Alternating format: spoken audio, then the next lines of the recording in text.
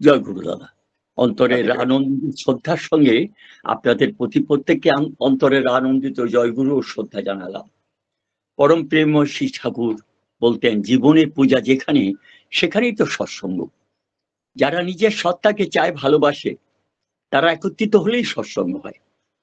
মানুষে মানুষ এমন মিলন ক্ষেত্র, হৃদয় দিয়ে এমন হৃদয় অনুভব কোথায় আছে। মানুষ যখন অমানুষ হচ্ছে, মানুষ হওয়ার চেষ্টার অন্ত নেই দেখলাম সৎসঙ্গে। প্রণাম করা যখন উঠে যাচ্ছে, প্রণাম করা রীতি প্রবর্তনের জন্য অনম্য পরম প্রেমময় শ্রী ঠাকুর আতুল রাঙা চরণে। একবার শ্রী ঠাকুরকে দর্শন করার সৌভাগ্য হয়েছিল, এ আমার পিতামাতার অশেষ আশীর্বাদ ও করুণায়। সেটা ছিল 1968 সাল 23শে জানুয়ারি দীক্ষার পরে পরে। তখন বয়স আমার 20 বছর। তখন ঠাকুর কথাটা মানে বুঝি না। সামনে বসে প্রার্থনা করলাম, শ্রী বর্দার ঘরে থাকতাম। এ বোধহয় কোন জন্মের সাধনার ফল। তাই সৎসঙ্গের অভ্যুত্থান প্রসঙ্গে শ্রী ঠাকুর বলছিলেন 1409 আশ্বিনের আলোচনায়, rice of Satsang means rice of Bengal, rice of India, May rice of the world. চললো জগন্নাথের রথ, আমি পারি না এর গতিরোধ করতে। সব দেখে শুনে মনে হয় পরম পিতা চিজ দেশের দুরবস্থা দেখে দিয়েছেন তিনি, আর এটা যদি ঠিকভাবে চলে দেশের মঙ্গল হবেই। তাই পরম পূজ্যপদ শ্রী বর্দা এক রীতিদাদাকে বলছিলেন, এই ঠাকুরের কাজ বলতে কি বুঝিস রে? ওই দাদা বলার আগেই শ্রী বর্দা বললেন, ঠাকুরের কাজ হলো লোক কল্যাণ যজ্ঞ। যে যজ্ঞে মানুষের কল্যাণ হয়, মানুষের মঙ্গল হয়। কৃষ্ণপ্রসন্ন ভট্টাচার্য শ্রী ঠাকুরকে প্রশ্ন করেছিলেন, ঠাকুর আমাদের উপরে আপনার কোনো প্রত্যাশা নেই? লোকবিভু ঠাকুর আমার, মানুষ কাঙ্গাল ঠাকুর আমার, যিনি একটা সাম্রাজ্যের বিনিময়ে একটা মানুষকে ত্যাগ করেননি, করতেন না। তিনি বললেন, আপনাদের উপরে আমার একটাই প্রত্যাশা, আপনাদের মঙ্গল হোক, আর আপনাদের সংস্পর্শে যত মানুষ আসবে তাদের সবার মঙ্গল হোক। কাজেই সৎসঙ্গ জীবনের পূজা। টাকায় কিছু হয় না, নামেও কিছু হয় না, যশেও কিছু হয় না, বিদ্যায় কিছু হয় না, ভালোবাসায় সব হয়। লোকবিভু ঠাকুর আমার বলতেন, ভালোবাসতে হবে বলে ভালোবাসা নয়, ভালো না বেশি আমি থাকতেই পারি না। আমি উমুক উমুক করে ছুটবো, সে হয়তো আমার বুকে লাথি মারবে, তবু আমি ছুটবো। আমি তোমাদের কেউ না হতে পারি, কিন্তু তোমরা আমার কেউ। এ কথা কখনো বলো না, ঠাকুর আমি তোমার হতে বিচ্ছিন্ন হই, বিচ্ছিন্নতায় মরণ। আর দেখেন দাদা, আমাকে যদি ভালোই বেসে থাকেন, আমার পথে চলে ভালোবাসার মর্যাদা রক্ষা করুন, দেখুন তাতে কি হয়। কপটতায় কিন্তু ফয়দা নেই। নিজ মুখে ঠাকুরের কথা, শ্রী ঠাকুরের কথা বলেছেন। ধর্মের জন্য জীবন, আর জীবনের জন্য ইষ্ট। গুরুকেই তো ইষ্ট বলে, ইষ্ট মনেই মঙ্গল। পরম প্রেম ঠাকুর বলতেন, এই কাঙাল আমাকে প্রথম জীবনে যারা ভালোবেসেছিল তারা ছিল দুজন। এক অনন্ত রায়, পরে মহারাজ হলেন। ঘোড়ায় চেপে আসছেন, দূর থেকে শ্রী ঠাকুর দেখে বললেন, ওই দেখ মহারাজ আসছে। সেই থেকে অনন্ত রায় অনন্ত মহারাজ হলেন। আর ঠাকুরকে ঠাকুর আখ্যা দিয়েছিলেন অনন্ত মহারাজ, অনন্ত রায়। যেমন ঠাকুর শ্রী রামকৃষ্ণদেবকে ভগবান আখ্যা দিয়েছিলেন চিরু শাঁখারি। মৃত্যুসজ্জায় সাহিত্য অনন্ত মহারাজ, জন্ম মৃত্যু নিয়ে পৃথিবী। তার শুশ্রূষাকারীদের ডেকে বললেন, ভাই জীবনে ভালো মন্দ অনেক কিছু করে গেলাম, যাওয়ার আগে একটা কথা বলি, মানুষের জীবনে ইষ্ট স্বার্থ প্রতিষ্ঠা ছাড়া দ্বিতীয় কোনো কাজ আছে বলে আমি মনে করি না। তোমরা ঠাকুরের প্রেমের কথা, ভালোবাসার কথা মানুষের কল্যাণের জন্য, সমাজের মঙ্গলের জন্য, জীবের মঙ্গলের জন্য তুলে ধরো।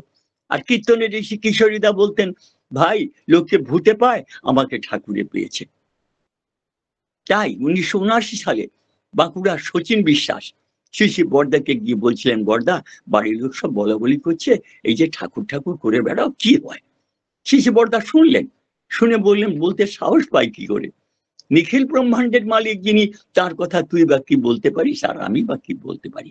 তার কাজ তুই বা কি করতে পারিস, আর আমি বা কি করতে পারি? আর দেখ, আমরা আনন্দ পাই বলে তার কাজ করি, তার কথা বলি।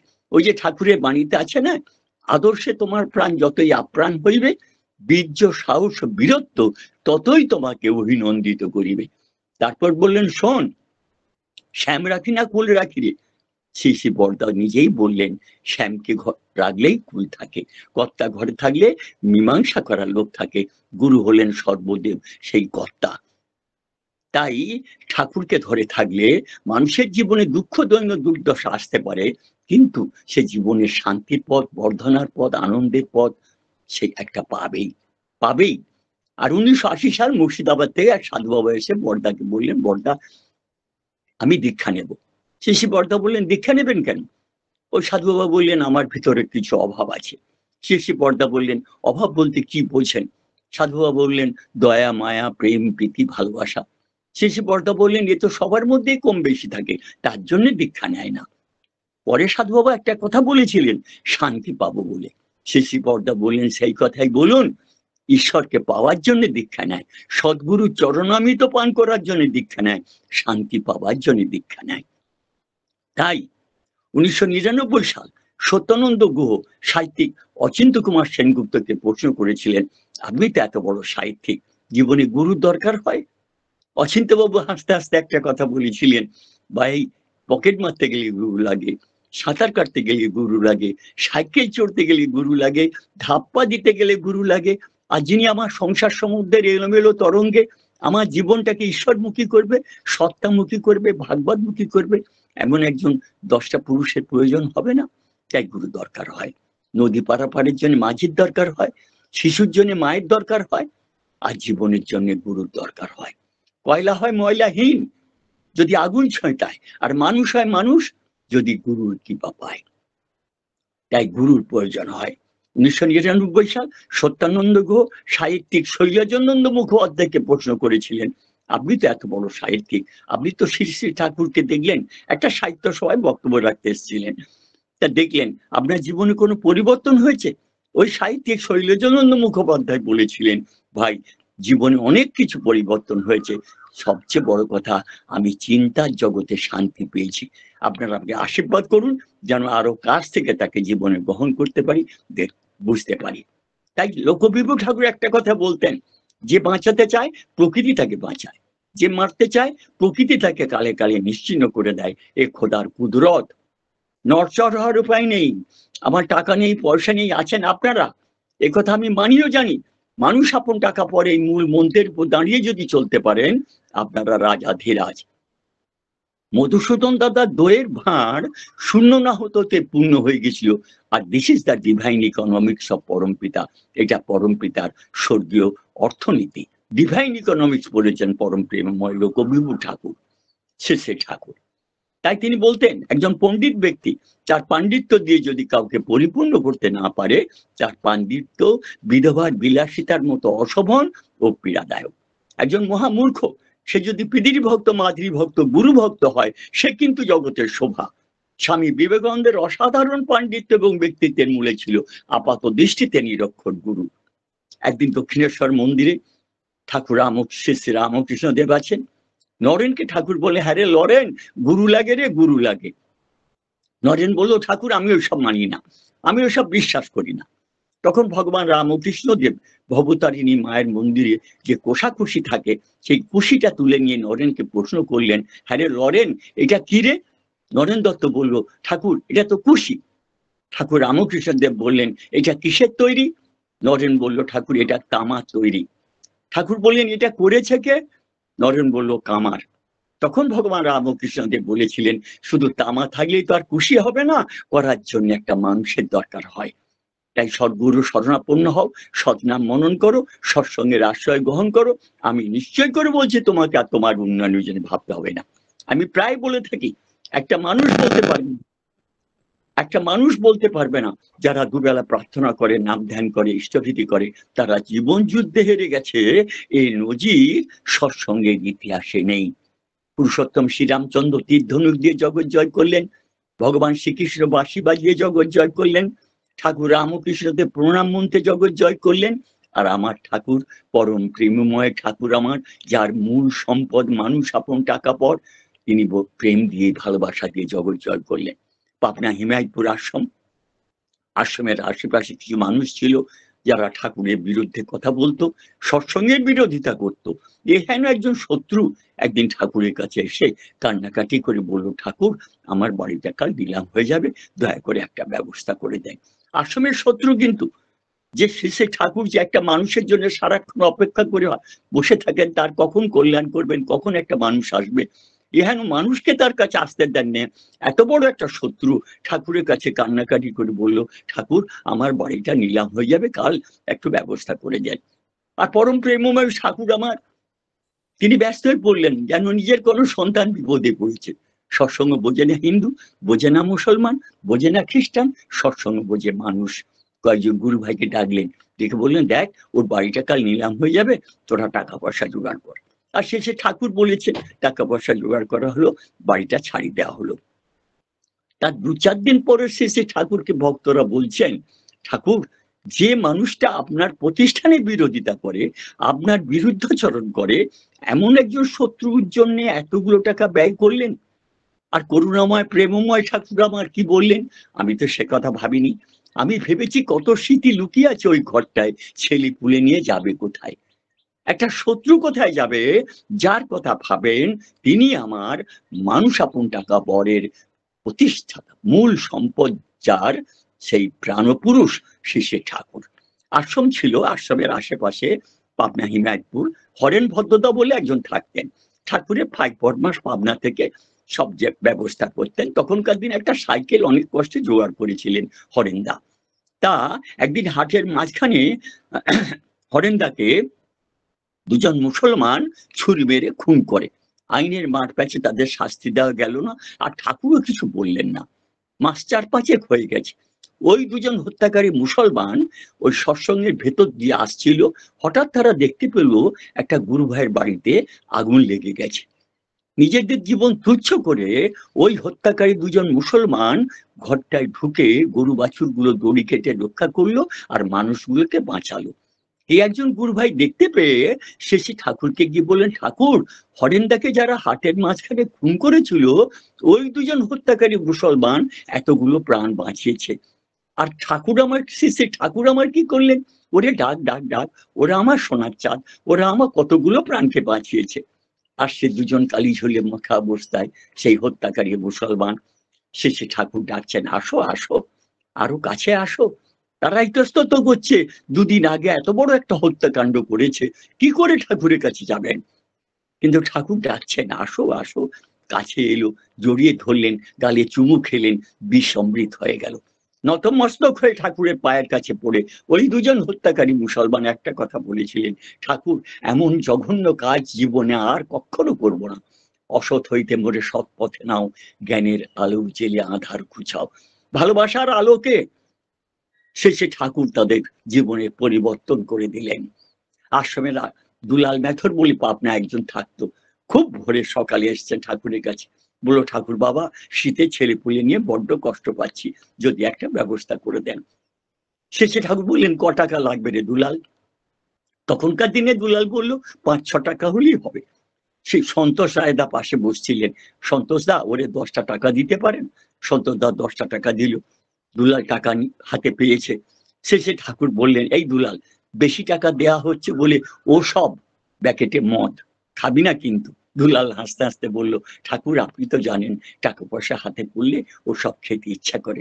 শেষে ঠাকুর বললেন, শোন, আগে ছেলে পুলেদের জন্য জামা কাপড় কিনবি, কিনে যদি বেশি হয় একটু আধটু খাবি, কিনে যদি বেশি হয় একটু আধটু খাবি, ও সব বেশি খাওয়া ভালো নয়। চলে গেল দুলাল। তারপর পরম প্রেমময় শিশি ঠাকুর একটা কথা বলেছিলেন, গীতায় একটা কথা আছে, নো বুদ্ধি ভেদং জনয়েত, প্রত্যেকটা মানুষকে নিয়ন্ত্রণ করার একটা কৌশল আছে। ঠাকুর সেই কৌশলটা জানতেন। হেমকবি 13 বছর বয়সে মদ খাওয়া শিখলেন, আক্ষেপ করে কবিতা লিখেছিলেন, একটা গানের ভেতর দিয়ে জানিয়েছিলেন, মদ্যপ বলে সবাই তাকে ঘৃণা করত। তিনি একটা আক্ষেপ করে লিখেছিলেন, চলিতে চলিতে পথের বাঁকে না হয় প্রদীপ গিয়াছে নিভিয়া, তা বলে কি কেহ লইবে না ডাকি, সকলে যাইবে চরণে দলিয়া।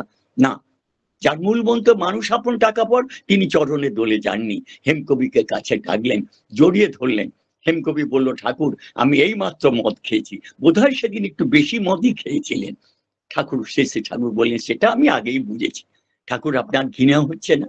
শিষ্য ঠাকুর বললেন, ঘৃণা হবে কেন, আপনি মদ খেয়েছেন সেটা আমি জানি। আচ্ছা ঠাকুর, আপনি আমাকে আশ্বাস দিলেন, এতে তো আপনার প্রতিষ্ঠানের বদনাম হবে।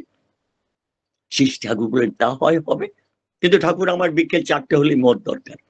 ঠাকুর শেষে ঠাকুর বললেন, আমি দেবো। একটা সাম্রাজ্যের বিনিময়ে যিনি একটা মানুষকে ত্যাগ করেন না, তিনি বললেন আমি দেব। ঠিক বিকাল 4টায় ভাই নাম গ্যালিসিয়া বলে একটা হোমিওপ্যাথি ওষুধ, মদের মতো তাতে অ্যালকোহল আছে, মদের কাজ করে দিলেন।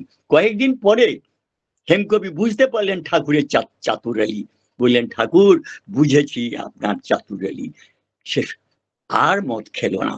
ভালোবাসার পরশে তার জীবনের সব অন্ধকার দিক দূর হয়ে গেল। 1884 সাল স্টার থিয়েটারের সৃষ্টিকর্তা নাট্যকার গিরিশ ঘোষ, যিনি অষ্টম শ্রেণী পর্যন্ত পড়েছিলেন, 86খানা নাটক লিখেছিলেন, ঠাকুর রামকৃষ্ণদেব স্টার থিয়েটারে চৈতন্য লীলা দেখতে গেলেন, বক্সে বসালেন, টিকিটের দাম নিল না, চলে এলেন ঠাকুর। তারপর আবার নটি বিনোদিনী দেখতে গেলে ঠাকুর রামকৃষ্ণদেব বলছেন গিরিশ এবার টিকিটের দাম নিয়ে হয়ে টিকিটের দাম নিও। গিরিশ বললো 8 আনা দেবেন, ঠাকুর 16 আনা দিলেন। চলে এলেন দক্ষিণেশ্বর মন্দিরে ভগবান রামকৃষ্ণদেব। স্টার থিয়েটারে সবাই গিরিশকে বলল যুগ যুগ ধরে তপস্যা করে সাধনা করে যাকে পায় না, বিনা তপস্যায় তাকে পেলে তাকে কিছু দেবে না। এই তো গিরিশের টনক নড়ে গেল, দিতে যে পারে না, পাওয়া তার হয় না। ঠাকুর আমার ইষ্টভীতি জীবন বৃদ্ধির পথ দেখিয়েছেন, তাই তিনি ইষ্টভীতিকে বলতেন কর্নার স্টোন অফ লাইফ, জীবনের ভিত্তিপ্রস্তর বলতেন। দীক্ষা নিলেই জানিস মনে ইষ্টভীতি করতে হয়, ইষ্টভীতি বিহীন দীক্ষা কটু ফিরে চেতন রায়। গিরিশ একটা টনক নড়ে গেল।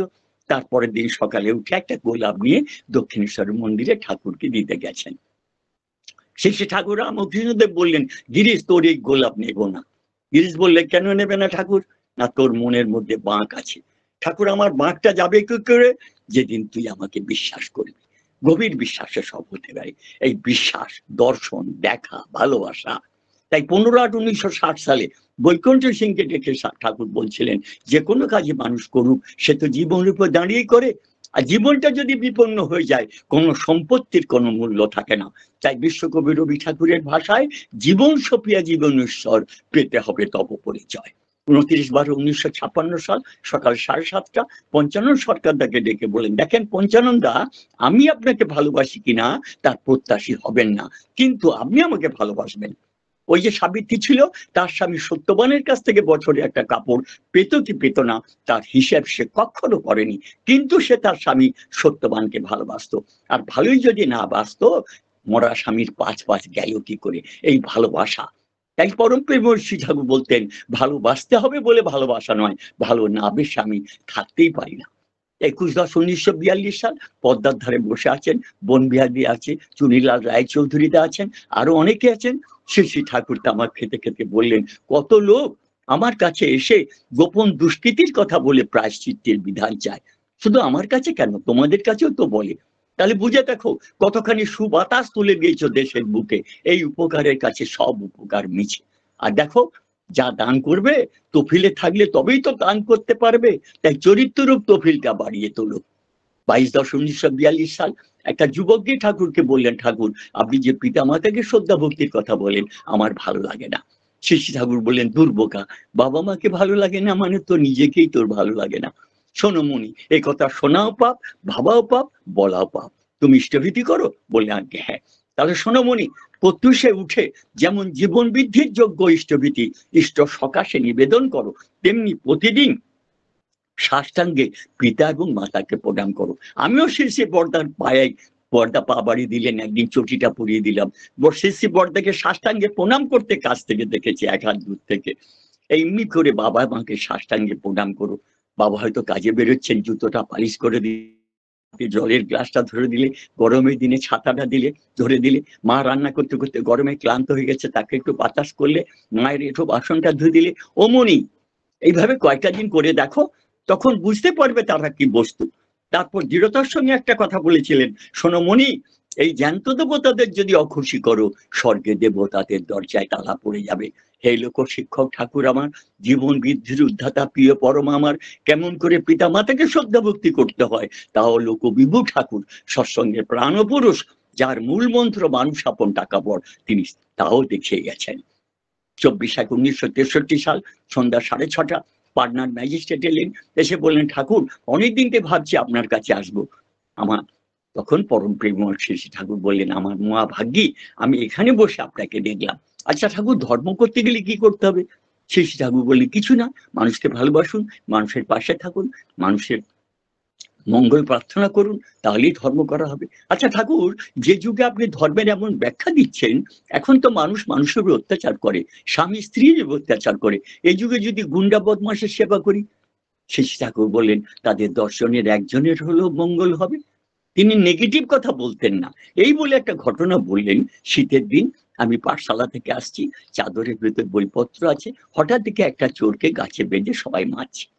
আমি কাছে গেলাম, গিয়ে বললাম তোমরা একে মারছো কেন? তারা বললো মারবো না, এই চুরি করেছে। আমি বললাম শীতের দিনে পোশাক পায় না, খেতে পায় না, আরো কি কি কথা কইছিলাম আমার মনে নেই। আমি চলে এসেছি, ওই চোরটা রাত্রে আমার বাড়িতে এসেছে, এসে বলছে দাদা ঠাকুর আজকে যা যা জিনিস চুরি করেছিলাম আপনার বাড়ি থেকেই চুরি করেছিলাম, সব বেচে দিয়েছি, এই থালাটা আছে আর কাপড়টা আছে, এটা যদি আপনি নেন। শেষে ঠাকুর বললেন তুই যদি এই থালায় খাস আর কাপড়টা পরিস আমার খুব ভালো লাগবে। এই জীবনের মনটাকে ভালোবাসা দিয়ে সৎসঙ্গের প্রাণপুরুষ ঘুরিয়ে দিলেন। ওই চোরটা প্রতিদিন ঠাকুরের কাছে আসতো, তামাক সেজিয়ে দিত, ঠাকুর খেতেন, আর ওই চোরটা খেত। লোকে বলতো দাদা ঠাকুর ও চোর, কিন্তু ও চুরির অভ্যাস আছে। সেই ঠাকুর বললেন তখনকার দিনে 1000 টাকা রাখতে দিয়েছে ওর কাছে, ও আর চুরি করে না। এই ভালোবাসা দিয়ে জীবনের মোড়টাকে ঘুরিয়ে দেওয়া, যিনি আচার্য পরম্পরা রেখে গেছেন। 28/5/1960 সাল রাত্রি 9:45 শ্রী বড়মাকে নিয়ে ওই পার্লারে ঠাকুর প্রবেশ করেছিলেন। শেষে ঠাকুর যেখানে বসে আছেন, এখন বসে আছেন, চিরদিন থাকবেন তিনি।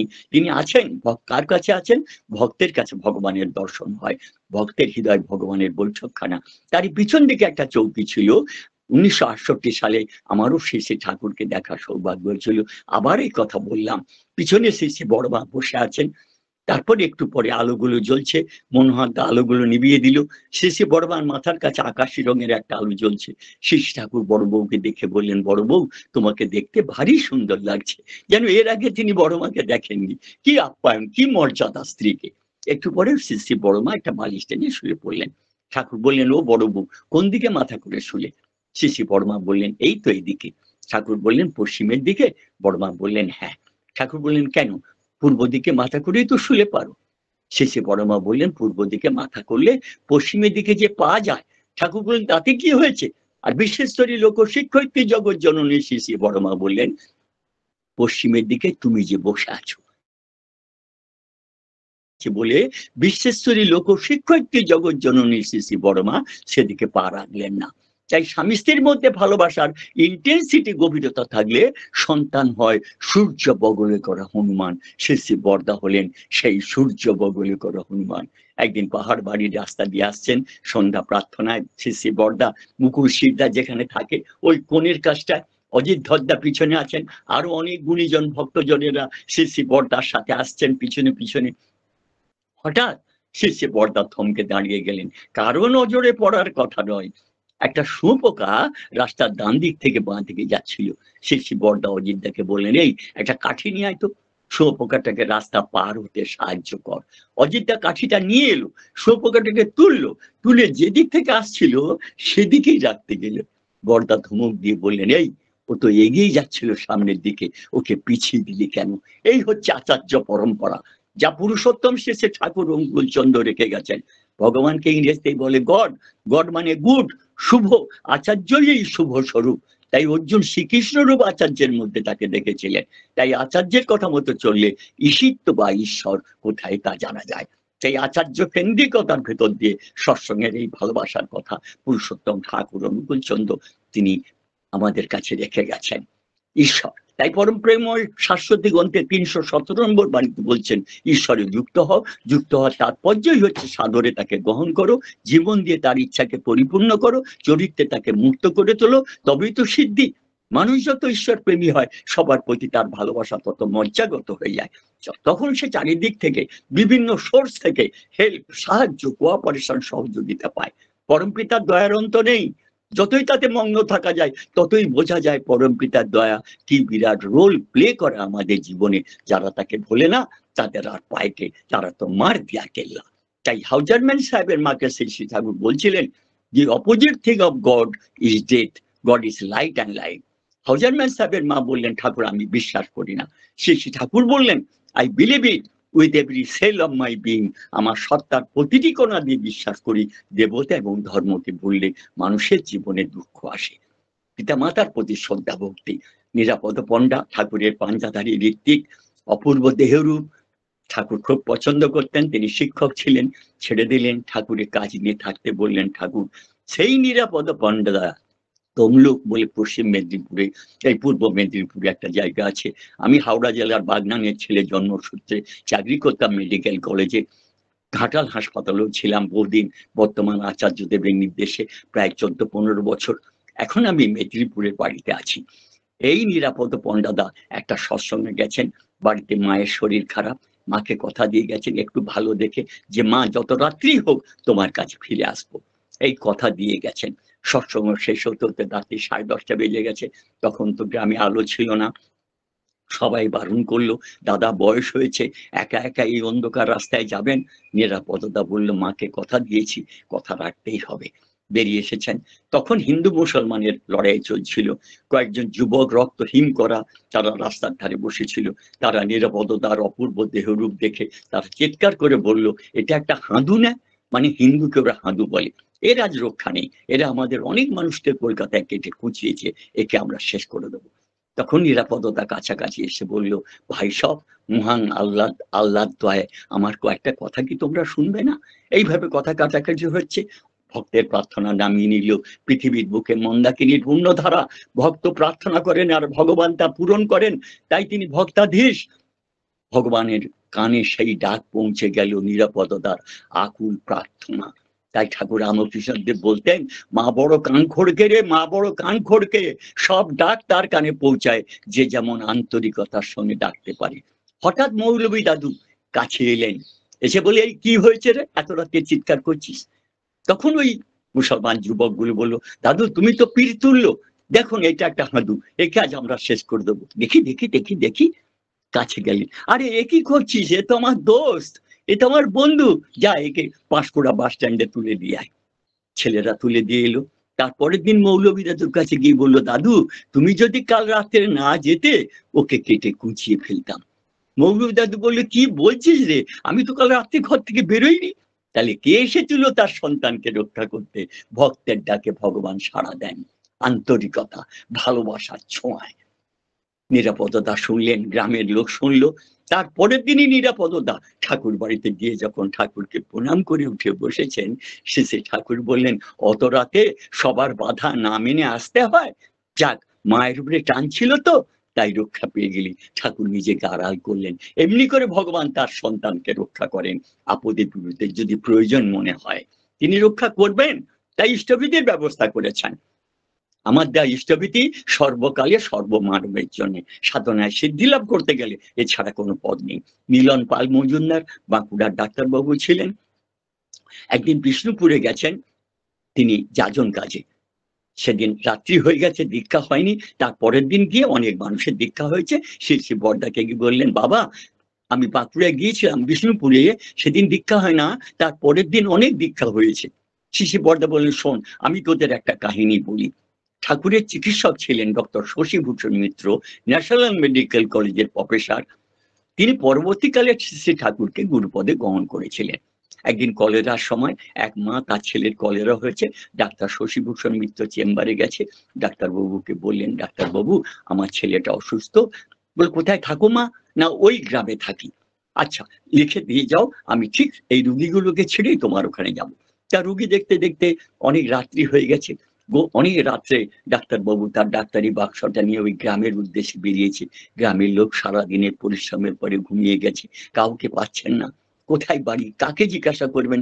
এমন সময় একজন মাথায় টোকা দেওয়া, হাতে লণ্ঠন, কালো চটি পরা, অপূর্ব দেহরূপধারী এক পুরুষ বললেন, ও ডাক্তারবাবু, যার বাড়িটা খুঁজছেন না সেই বাড়িটা ওই যে ধানের গোলা দেখছেন, ওর পিছন দিকে। ডাক্তারবাবু রুগী দেখে চলে এসেছেন। একদিন পরম প্রেমময় ঠাকুর মেজু কাকা, খেপু কাকার বারান্দার বাইরে একটা চৌকি ছিল, সেই চৌকিতে বসে আছেন। ডাক্তার শশীভূষণ মিত্র আছেন। কথায় কথায় ডাক্তার শশীভূষণ মিত্র ঠাকুরকে বলছেন, ঠাকুর যদি ইষ্টভীতির ব্যবস্থা না হতো তাহলে দীক্ষিতের সংখ্যা আরো বাড়তো। তার দুদিন আগের ঘটনা। শ্রী ঠাকুর বললেন, আচ্ছা ডাক্তারবাবু এমন কি হয়েছিল? আপনি রুগী দেখতে গেছেন, বাড়ি খুঁজে পাচ্ছেন না, তখন একটা মানুষ মাথায় টোকা, হাতে লণ্ঠন নিয়ে বলেছিল, ডাক্তারবাবু যার বাড়িটা খুঁজছেন সেইটা ওইখানে। ডাক্তার শশীভূষণ মিত্র অবাক হয়ে গেল, বললেন, হ্যাঁ ঠাকুর, তা তো হয়েছিল, তা তো হয়েছিল। আমার ঠাকুর বললেন, ইষ্টভীতি করলে এটা হয়, ইষ্টভীতি করলে এটা হয়। হাত ধরে তুমি নিয়ে চলো সখা, আমি যে পথ চিনি না, ভগবান পথ দেখিয়ে নিয়ে যান, সেই ইষ্টভীতি। তাই তিনি 1410 অজ্ঞানের আলোচনায় শৈলেন্দাকে ডেকে বলছিলেন, দেখেন শৈলেন্দা, আমি বই পড়িনি বটে, কিন্তু মানুষ এত পড়েছি, একটু টোকা দিলেই বুঝতে পারি কে কি রকম। কারো রকম সকম দেখে খারাপ বলে মনে হলেও খারাপ বলে মেনে নিতে বিশ্বাস হয় না, ভাবি লোকটা দোষে গুণে ভালো, তাই ভালোবাসার আওতায় একদিন না একদিন শোধরাবে। সৎসঙ্গ হলো সেই ভালোবাসার আওতা।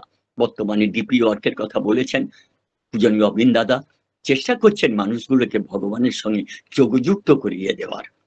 কবির বিশ্বাস, কার্তিক বিশ্বাস বলে দেওঘরে থাকেন, বেতার শিল্পী, গরাজ গলা, খুব সুন্দর। উৎসব এসে গেছে, চিত্তরঞ্জনে যাবে একটা উৎসবে, তিনি সঙ্গীত পরিবেশন করবেন। বাড়ির মায়ের শরীরটা ভালো নয়, দেওঘর থেকে একটা টেম্পো করে 10 বছরের একটা মেয়ে, ছোট মেয়েটা কোলের 2.5 বছর, নিয়ে টেম্পোয় করে যশিডি গেলেন। আমার সেই 1968 সালের যশিডি স্টেশন আপনারাও দেখেছেন, গুণীজ্ঞানী ভক্ত মানুষ। সিউড়ি আমার যাওয়া হয়নি, কিন্তু সিউড়ি মন্দিরের কথা আমি অনেক শুনেছি। আমার মা, শর্মিষ্ঠা মা আমাকে অনেকবার করে বলেছেন, আজকের এই যজ্ঞে, মহতি যজ্ঞে আমার মতো সাধারণকে মর্যাদার সাথে থাকতে বলে। আমি ধন্য হলাম, কৃতকৃতার্থ হলাম। কার্তিক দাকে ওই টেম্পোওয়ালা বললো, ও কার্তিক দা, ওই তো 3 নম্বরে আপনার ট্রেন দাঁড়িয়ে আছে চিত্তরঞ্জনে যাওয়ার। কার্তিক দা তাড়াতাড়ি করে বাড়ির মাকে নিয়ে, মেয়ে দুটোকে নিয়ে উঠে গেলেন ট্রেনে। ট্রেনে উঠে দেখলেন, আশ্চর্য, ছা চকচক করছে গদি, পর্দা টাঙানো। এই বেনারস এক্সপ্রেসের ভেল পাল্টে গেল, বিড়ির টুকরো নেই, কাগজের টুকরো নেই। ট্রেন ছেড়ে দিল। এমন সময় আগে উত্তরপ্রদেশে ভদ্রলোক বললেন, ও দাদা, ছেলে পুলে নিয়ে কোথায় যাচ্ছেন? কার্তিকদা বলল, দাদা, আমার প্রিয় পরম প্রেমময় ঠাকুর আমার, যার মূল সম্পদ মানুষ আপন টাকা পর, তার উৎসবে যাচ্ছি। বল, কোথায় যাবেন? না চিত্তরঞ্জন। বলে, এটা তো হিমগিরি, এ একবারে দাঁড়াবে সোজা আসানসোলে। হঠাৎ পেরিয়ে গেল যশিডি, মধুপুর, চিত্তরঞ্জন, রূপনারায়ণের পুরের মতো একটা ছোট্ট স্টেশনে ট্রেনটা থেমে গেল।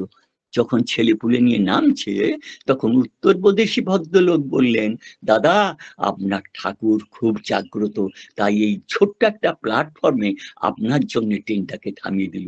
ভক্তের প্রার্থনা ভগবান পূরণ করেন, যে তাকে ডাকে তাকে তিনি কৃপা করেন। জয় গুরু দাদা, আপনাদের শ্রদ্ধা জানালাম, আপনাদের নতমস্তক হই। আপনারা ভালো থাকুন, আনন্দে থাকুন, ভগবানকে নিয়ে। আপনারা আমাকে আশীর্বাদ করুন, যেন তার চরণাশ্রিত হয়ে বাকি দিনগুলো জীবনে কাটাতে পারি। জয় গুরু।